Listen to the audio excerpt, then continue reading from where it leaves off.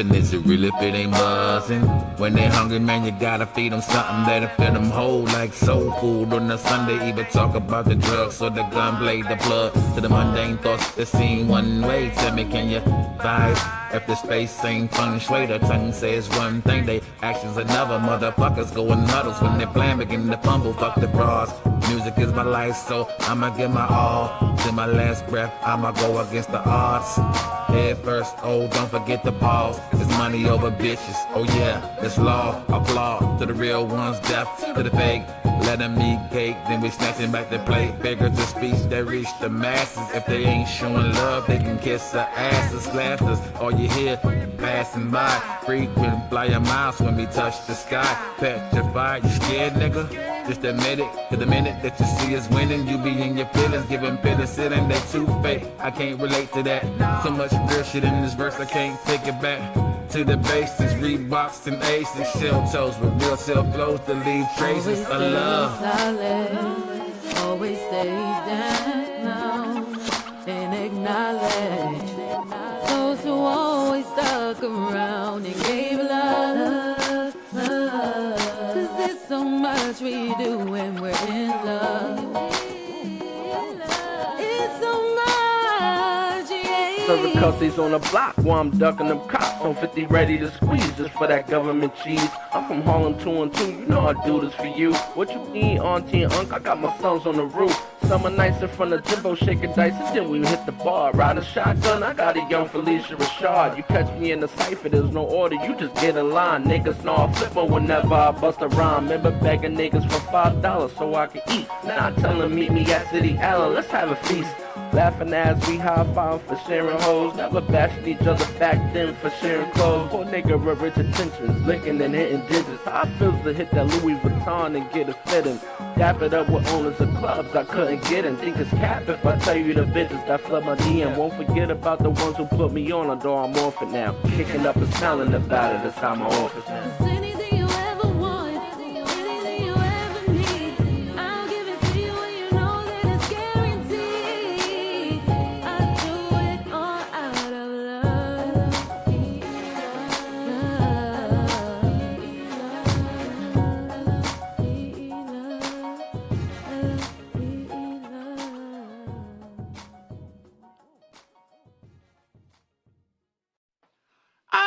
Yep. What's up, everybody? Welcome to another episode of Let's Talk About It. I'm your host, Twist Johnson. So grab your substance or your drinks or stay sober-minded, if you will.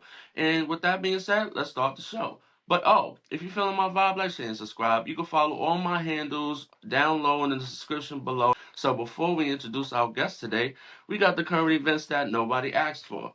Today's current events is from Deal News, an online shopping site that has daily discounts and clearance sales from many stores to choose from. That's right, I'm talking about Amazon, Macy's, Under Armour, Nike, eBay, and many, many more. You name it, they have it. You can use their shop to shop and get up to almost 70% off any accessory, any clothing, any deals that's available. The categories they have is Nike, computers, electronics, home goods, travel, and entertainment deals. This is every day, every week. All you have to do is search Deal News from anywhere in the world, and you can get any purchase up to 70% off. I think they also said up to 80% off. Not too sure. But I did see a shirt there that I'm probably going to purchase, so I'm going to check it out. That's right, ladies and gentlemen. So don't forget Deal News, and it's an online shopping outlet. So before we get into the pour out and pour up, we're going to introduce our guest today. Tell us what's your name, where you from, and a little bit about yourself, and then you do the pour out. Hi, my name is Cecilia Ekman and I'm 36 years old and I'm from Sweden. I currently live in Portugal in south of Europe, so I'm from north of Europe and living in the south of Europe right now. And yes, I'm working as a life coach and spiritual advisor and try to help people with their lifestyle, and my specializing is like the relationship with yourself, and it's the most important you have is yourself because you're going to live with yourself yeah, the whole life. So it's the most important thing to realize yourself more and more. Yes. Okay. There you have it. Nice to meet you, Cecilia. The world is out here waiting. We're in America. Yeah. So we crossing countries right now. This is beautiful. So Yeah, before we jump into the show, we're gonna do the pour up or pour out. You said you wanted to do pour out, right? So who we pouring yeah. out for? I think I do it for my ex because he left life when he was only 31 years old, like 8 years ago. He was not so good person in the physical life, but I think his soul is with me. So I think he have some blessing with me and have connection with me and my guides. So I give a hi to him and hope he have it's good where he is. Yes. Okay. So let's pour out for him. Do we have a Yeah. name for him? Marcus. Let's pour out for Marcus. Pouring out for Marcus. All right, let's jump into it. Cecilia, you're a spiritual life coach. Yes, I am. Yes. And yeah. Okay, so So we've had life coaches. I don't believe we had a spiritual life coach just yet, but we did have people who were connected with the spirit realms, but for different areas. They were consultants. Tell us a little bit about spirituality and life coach. How does that tie in together? yeah, I think it started when I was a child because I was out. My childhood was like a spiritual, or what you say, or my childhood was more mental illness. So I get understanding of the psychology illness, and I was very lonely when I was a child. So I had very good connection to my intuition and my higher self, but I didn't know so much about it. So I start education in mental health and psychology when I was a young adult. And when you more I understand of the human behavior on the psychology level, I understand my gift on my spiritual level. So it's like coming across sometime between I think 28, 30 something when I was more brave to speak about my spirituality with others because before 28 I think it was me. I have it for myself. I never speak about it to other people. So I think the psychology and the spiritual me cross each other somewhere. So it's like 6, 7 years ago or something like that. Six, Hmm. yeah, 6, 7 years. So I work to get today with, or the journey through that, I think it's like I have seen things in the mental area and I have worked with the psychology area and people who needed help. You more I think of it, you more I see the connection with the spiritual me, the spiritual everyday life we have on this planet for everyone. So yeah, it's I think I puzzle somehow the dots between them Hmm. somehow. Yes. Like from my understanding, I'm also inside the mental health field myself. I'm a behavior technician and I'm going forward right now for my master's of social work. How does spirituality tie into mental health? I think it's like the spiritual you is something all people have, like the connection with themselves, the connection with your intuition, your feelings, how you feel, and how things should be and how you want to live. But then to take action to really do what you want to do or what you feel is you caught up in psychology gene that is the society or norms and the stress and everything like fears that we have, how we should be in the society, how we should be with each other and stuff like that. So I think if you connect them, the psychology area, not to be afraid or move forward to connect with your heart and soul and follow your dreams and love yourself as a person inside and out, even if you don't are small person or society norms, you are a good looking person, you are a good looking person on the inside too. So that connection you have to do in the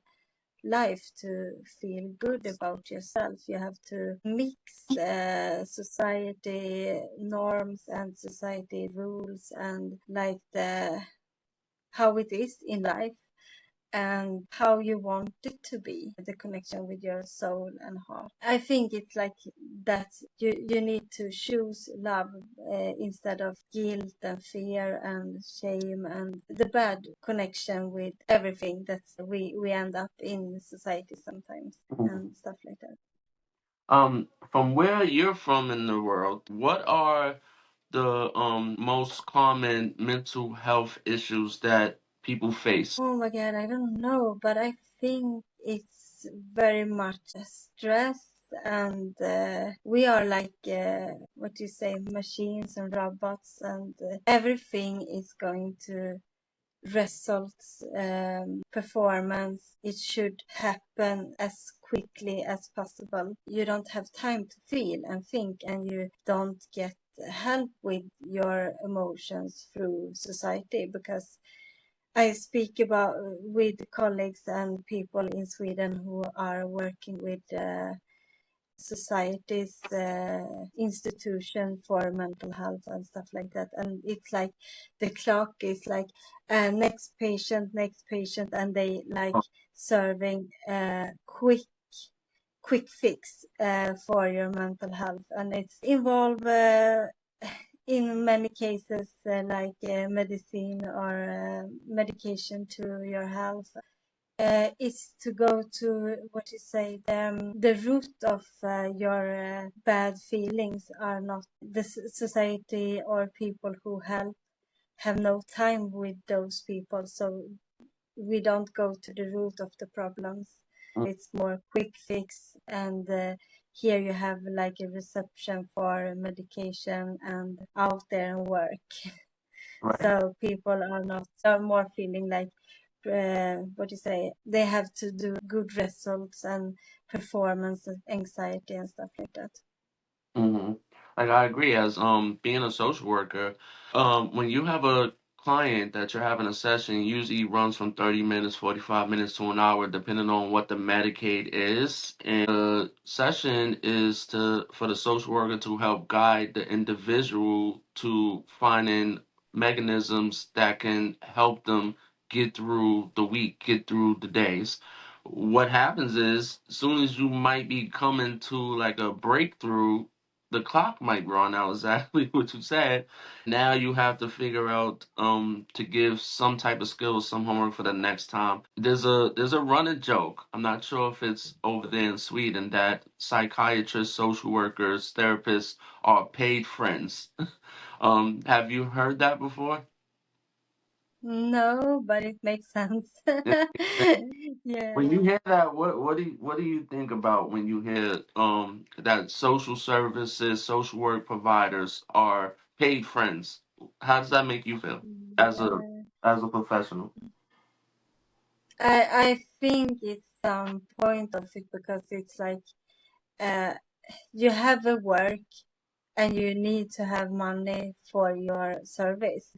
Then you have a clock and you have to do things in a certain way to get your money, and it's like being a circus or something because I think if you go out from the society's institution and go to a private company, it's more not the pay, what do you call it? I think it's not more like the money who are the thing. I think people want to help other people more when they have more smaller company, and because they have a specialization or something like that, because they want to help people more, because they have a passion for helping people. But if you work in like the government societies for mental health in other countries or in Sweden, or I think it's in every country, but then you do it because you have a work and you have go on the university in your country to work with it, to own money for it. So I don't think the institution in every country not working. It's more from the small human perspective. I think we're going to help other people more. Yes, I So, don't know if I answered it. spirituality and life coach. I wanted to get more in detail about spirituality and wrapping it into your life coaching. How do you wrap spirituality into life coaching? Like, who is your spiritual advisors? Who do you look for in the universe? Like, Who I'm looking for in the universe, I think it's God or light, or what you call it, like the light of God, or good feeling, emotion, and what you say, angels, and my guide, I think, helped me very much too, and it's why I give a blessing to my ex, because I think it was at the last time with our relationship, I think I get connection with my guide. So I think he have something with it to do, or something in the universe. I think he is with my guide or something. So I shout out to my guide and help from universe. Yes, and the ah, light well, there. what guide? The reason why I'm asking is because I've had some spiritual consultants and people who are connected with the world, and they guidance come from spiritual mothers, spiritual dads, spiritual animals. They have names to these things or individuals, and these are the people that they seek for guidance. So when you're saying like your guide, is it God or is this someone else that are guiding you? That's what I was asking.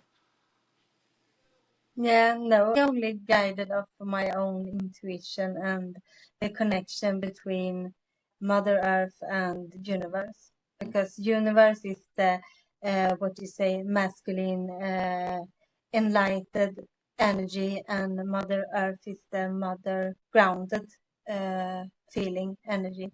So I think between them you can feel something.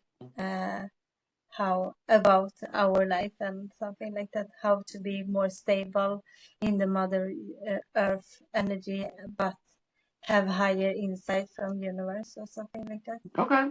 Okay. I just wanted to know that. Yeah, I like to think that I have spiritual guides too. It's like angels.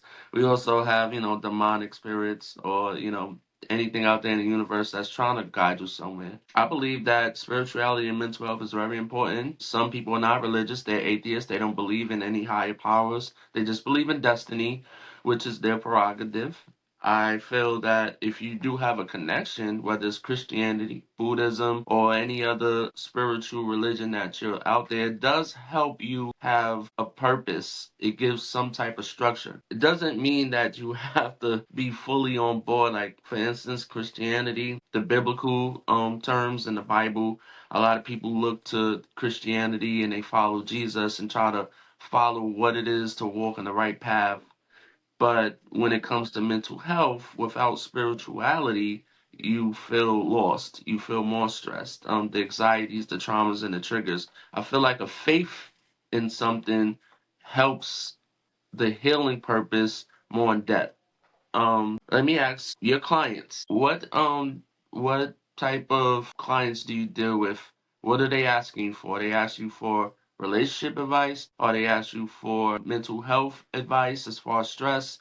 anxiety, dealing with addictions? Like, what type of individuals are you dealing with? It's much different. It's every in this category you say with the stress and addiction. Most is relationship. Most is like guy relationships, and many women who are insecure and don't know if the man is with another woman or how they going to fix the relationship, how he going to see you more. It's why I have more specialized myself to help this woman or these persons to see themselves first, not in a narcissistic way.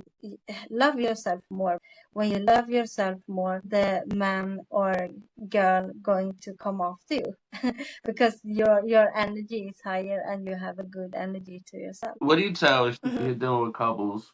You're dealing with someone who's experiencing insecurities or might have triggers and traumas, might feel like their person is cheating on them. What type of advice do you give someone who you probably, based on their story, obviously the person is cheating on them, and it seems like they're basically on the outs, but the person is not really realizing this. Like, what type of advice do you give someone like that? Much to see yourself and your own happiness first. You can't chase a man who are with another woman. It's not impossible, because if you love someone, you are faithful to that person. So this person don't deserve you. So see yourself and love yourself. Then you're going to be. I help the other person to be strong enough to take this step themselves. So when this person love themselves more, they realize themselves, this man don't deserve me. Mhm. I go another direction. A new man, or you're single and love it, going to happen. I think so.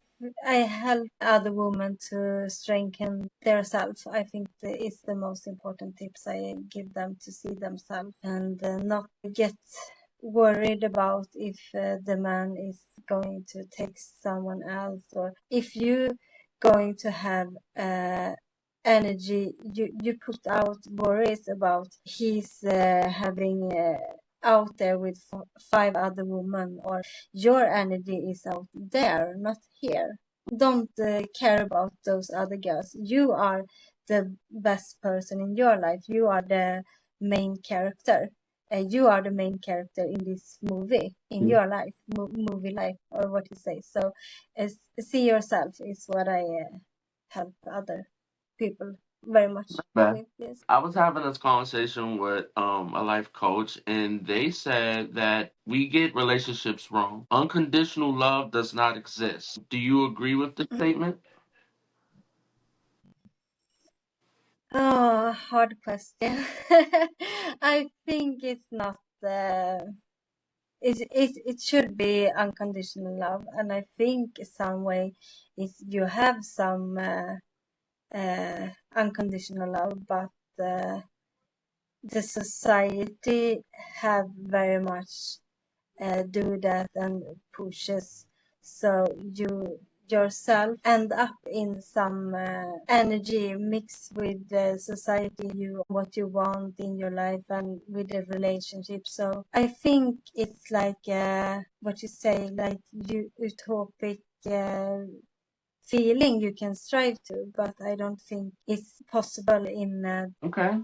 it's hard question. It's hard question, because I want it to be like it's unconditional love every day, but I Oh, I think mean, it's I guess comes. I feel like there was no right or wrong answer to it. When we were talking about it, he made valid points. And my response was, I feel like unconditional love does not exist in relationships. There is conditions. I feel like unconditional love does exist, but only when it comes to kids and parenting, like a mother and father, child and parent.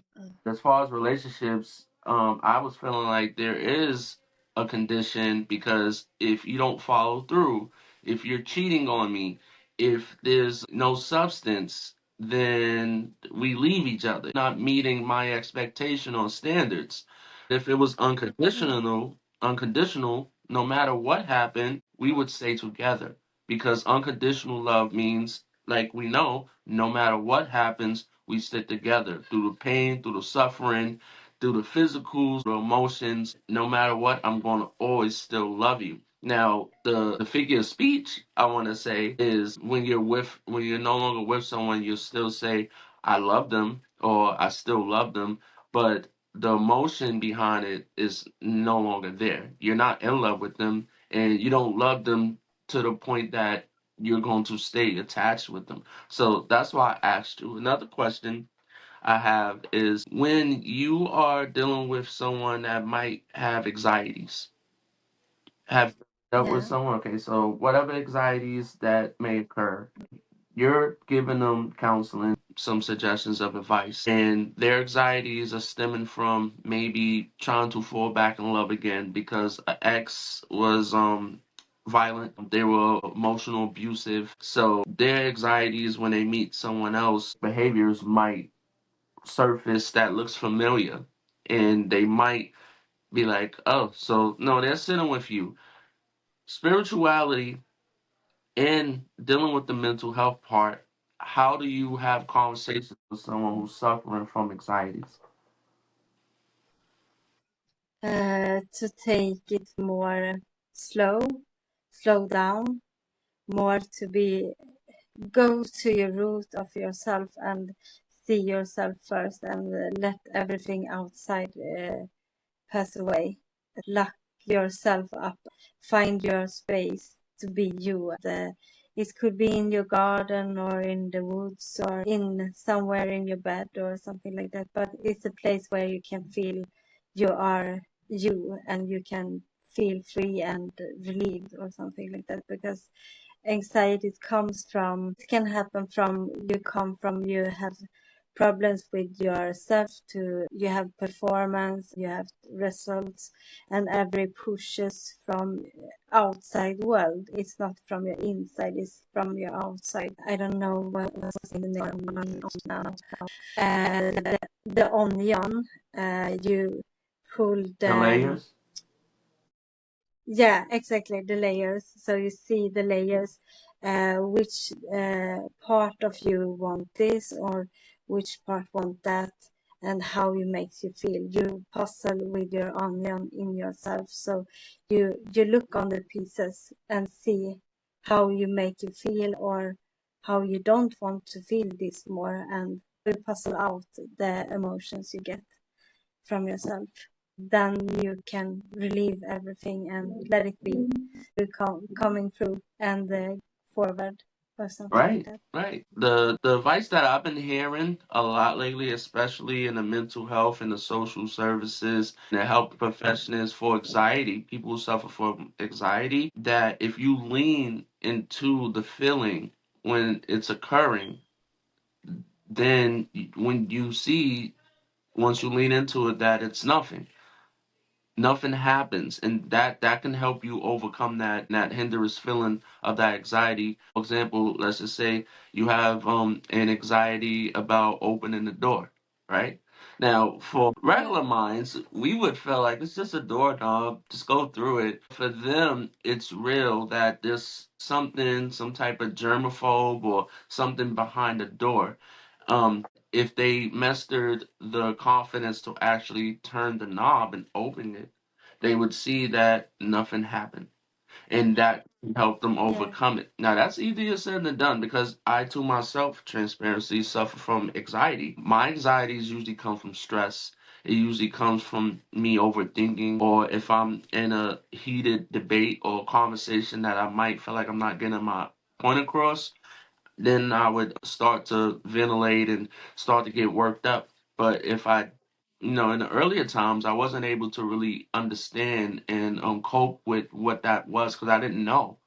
I just thought I was dying. But after a while, it's just when I'm talking to other people who may have suffered from anxiety, or I'm talking to other professionals, I start to lean into that thesis of if you lean into the anxieties, if you lean into what you get anxiety from, you can embrace the feeling, and that anxiety, it won't go away necessarily in all, but it will make it more calm, and you can be at base level more than usual at that point. Depressions. You probably have clients that are depressed. The relationship didn't go right. Life is sucking, and they just need something to lean on. Do you feel like that's where spirituality and faith comes in the most? Yeah, I think so. Yeah, because if you are like depression, you have to have something to look forward to.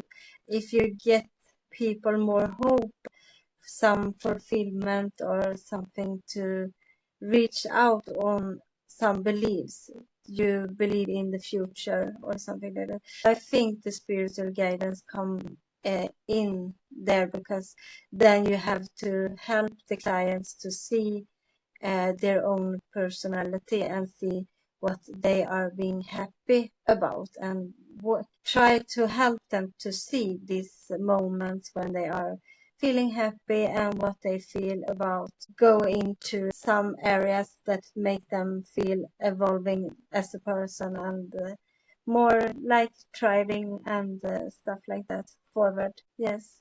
Let's talk about, sorry, the dogs. I didn't know that. I just let them out. How do you wrap mental health and spirituality in a marriage couple? Have you ever counseled any marriage couples? No, actually not. So I recently started one, because it was like because I don't am married myself. I don't have been with a man in 40 years, and I start this journey last week. It's very new for me, because I don't have understand that in that what you say, you see each other every day, you have some patterns you're going around, and he is have an issue with which what you say, in some part of the relationship he is no like the relationship in some way. It's like you have some routines, you wake up, you do that in every day in like 20-30 years. So I don't have like a tips yet, because I'm It's new on it. But I think it's something else, because I think it's like see outside the pattern you are used to do and see a, something else in so it. now that you're in the profession, um, out of life coaching, you have a lot of mental health terminology. What is some titles or a position that you currently hold inside of the mental health profession? You a social worker? Are you a What therapist? Are you a medical social worker? Are you a family therapist, counselor? more like a Okay.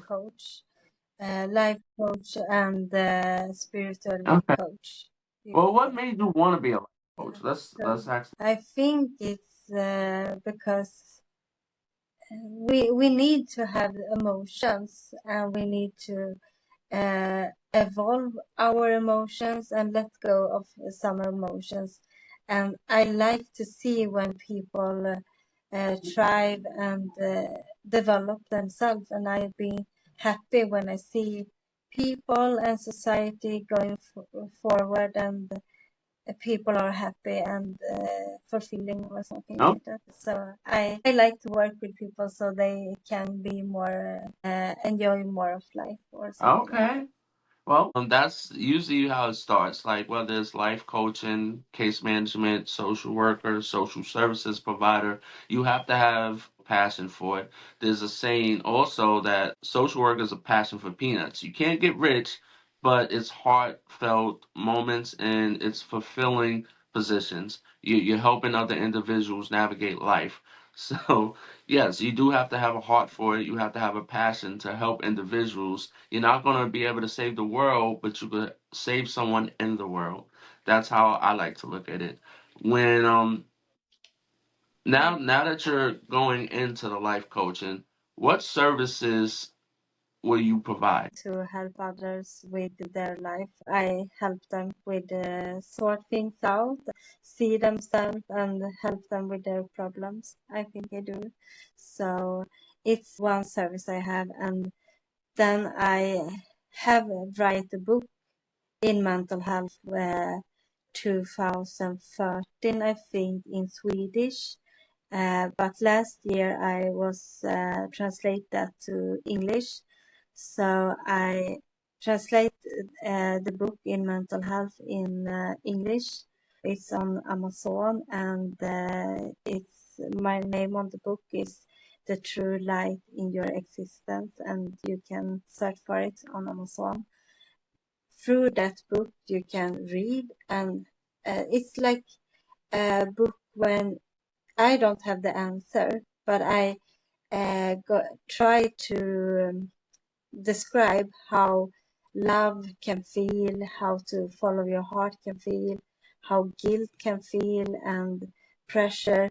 It's like questions to ask yourself how you think you love yourself on the scale from 1 to 10, and you think you are happy or not happy. So it's like a guidance to you to help yourself. And I have do a course with this book, so I have some courses in it too, so you can go more into deep in yourself, so you can see the layers of yourself and see if you have some ghosts in your past that you feel guilt or shame for, or stressing you up, what's going to take to get to your goals and dreams and Oh, stuff I like that. love that. So a little bit of both this. I do. I am like an artist person in the start, because I paintings and writings. Writing in Swedish, English I don't have courage to do so much, but more speaking English. I think I like. But yeah, in Sweden I was, when I was a child, I loved to have this big question about life, and I like to write them down in Swedish and do like what you say, moral, like stories about morals, behavior. If you do like this Oh is yeah, good and stuff like that. I did I it like when that. I was like start to write when I was 7 Oh, years old. 7. You've been doing this. So Go girl, that's go me. girl. I love that. All right. So anybody who's looking to be a client from yourself, Cecilia, what services do they expect? No, we asked services already. What do you expect? What will clients expect to gain from seeking services from you? I think people who come to me, they get honest advice, help for them to grow as a person and develop more like tools to love yourself and to go forward in love and good relationship forward. So I give like tools to help themselves to see themselves and grow more as persons, and so they can solve the problems with my help, but I'm not going to solve them for them. They're going to see themselves in this process, I There think. you have it. And your services is open to what ages and what population are you providing services for? Yeah, I have my service to everyone who can English or Swedish, but mostly English, and in every age and gender. So it's no particular area I don't can, Okay. or something like that. I can see people who are like young or adults or very old and stuff like that. It's more like they can come up to me and contact me with their problems and see if I have that experience or something like that. Because I have much experience. What you say? I have like experience, and I have like the Mhm. theory or the on paper, but so this complicate or what you say, this two side of it. I have experience and I have a little Right. bit of both, if you say And so. I think that's very Yeah. important. I think it's Okay. Okay. important to have experience and also have practice because you can know mental health, you can know spirituality in theory. Also, you need the experience. You Mm. need to, in spirituality, you Yeah. need to know how to pray, how to meditate, know what faith feels. You need to be connected to the universe in some kind of way, whether you're practicing astral projections, the different type of energies that you can connect with in the universe.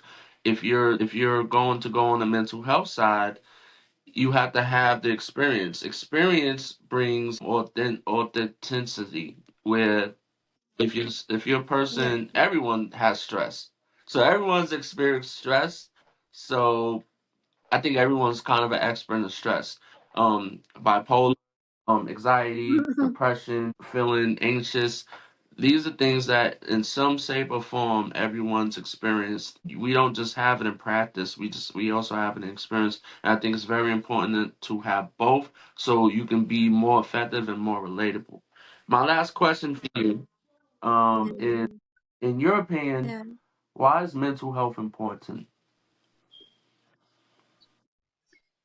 Uh, I think it's many people out there, and I have experience of like narcissistic persons and energy thieves, and you have to look after yourself so you don't be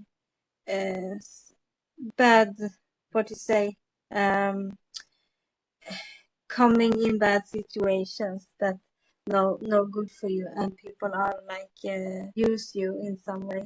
So you the balance, I think the most I appreciate myself with this I work with is like I have grown up with a narcissistic father, so I can love myself and help others to love themselves and go get them to get boundaries so they are not narcissistic or like in the heart and not in the ego to use others. So when you live more in your heart, love yourself from the inside out, we can have a better world outside. Not so much war and narcissistic as and bad relationship and bad companies. We can have more happiness and love, I think. So it's why I think mental illness and mental health is very important to be aware of so we can understand it and look on the pieces and the layers of our identity and spirit Hmm. somehow, I think. Amen. There you have it. So, ladies and gentlemen, we had our guest today, Cecilia. She's all the way across the world. What time is it right now? It's 8 p.m. PM. here. See? Oh, it's evening. So I know that we gotta let you continue your evening. It was a great pleasure to have you. This was a treat. We got to see what spirituality and mental health was like from the other side of the world. And I hope that someone will get something out of that. I'm gonna make sure that I leave all of your social media handles at the bottom of the description so people could be able to reach you and your website for if anybody wants to inquire for your services. With that being said, that was the episode of Let's Talk About It. You can tune in every Thursday at 8 p.m. Eastern on Spotify, YouTube, Instagram, you name it, we're there. I'll leave the handles down in the description section below. So, with that being said, until next time, I'll see ya. I'll miss ya. Peace.